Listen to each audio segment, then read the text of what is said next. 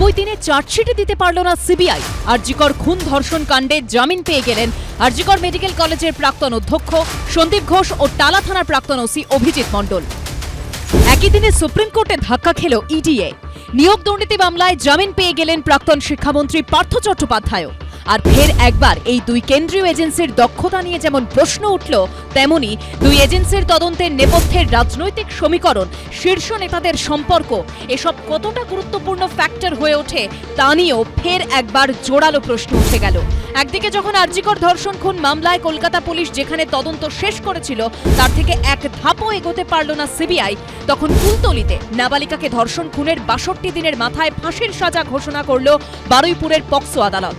ঠিক একইভাবে মুর্শিদাবাদের ফারাক্কায় নাবালিকাকে ধর্ষণ খুনের মামলায় ২ মাসের মধ্যেই বিচার প্রক্রিয়া শেষ হয়ে গিয়ে শুক্রবার শাস্তিও ঘোষণা করে দিলেন বিচারক। যে উদাহরণ তুলে ধরে লোকসভায় তৃণমূল সাংসদ কল্যাণ বন্দ্যোপাধ্যায় জোর গলায় বলেন, You have heard, everyone has heard about the Archicor sad rape case and death case. It has happened in now 8th or 9th August. CBI is investigating the matter. Still now the investigation is not completed. Trial has not been completed. After that,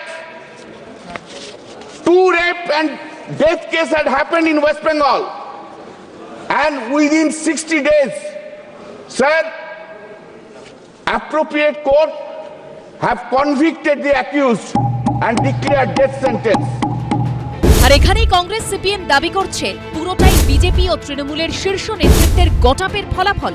তাদের দাবি, যেভাবে সারদা কেলেঙ্কারি, Narad string operation, Rose Valley কাণ্ড, নিয়োগ দুর্নীতি, কয়লায় কেলেঙ্কারি, গরু পাচারের মতো নানা ক্ষেত্রে মামলা 10 বছর, 8 বছর, 6 বছর ধরে চলছে তো চলছেই, বিচারও শেষ হচ্ছে না, কেউ শাস্তিও পাচ্ছে না, শুধু জেলে যাচ্ছে আর জামিন পাচ্ছে। তেমনই পরিণতি আরজিকর খুন ধর্ষণ কাণ্ডেরও হতে চলেছে। সবটাই কেন্দ্র ও রাজ্যের শাসক দলের গটাপ, সেটিং। বারবার বোকা হচ্ছে রাজ্যবাসী। 90 দিনের মধ্যে চার্জশিট জমা দিতে পারলো না সিবিআই, এটা কি শুধুই কাকতালীয়? দাদা দিদিকে বিব্রত করবেন না, দিল্লির বিজেপি রাজ্যের তৃণমূলকে বিব্রত করবে না বা ফেঁসে যাক এমন কোনো কাজ করবে না, তাই হালকা করে সেভ করে দিল আর কি।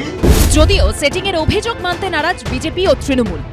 সিবিআই যে চার্জশিটে তাদের নামটা দেবে, তাদের জন্য তো প্রয়োজন মতো এভিডেন্স দরকার ছিল। সেই এভিডেন্সটা দেওয়ার কার দায়িত্ব ছিল, সাহায্য করার দায়িত্ব কার ছিল? রাজ্য সরকারের। প্রথম থেকেই আমরা দেখেছি যে এভিডেন্সগুলোকে লোপাট করা হয়েছে এবং বিভিন্নভাবে তাদেরকে অসহযোগিতা করা হয়েছে।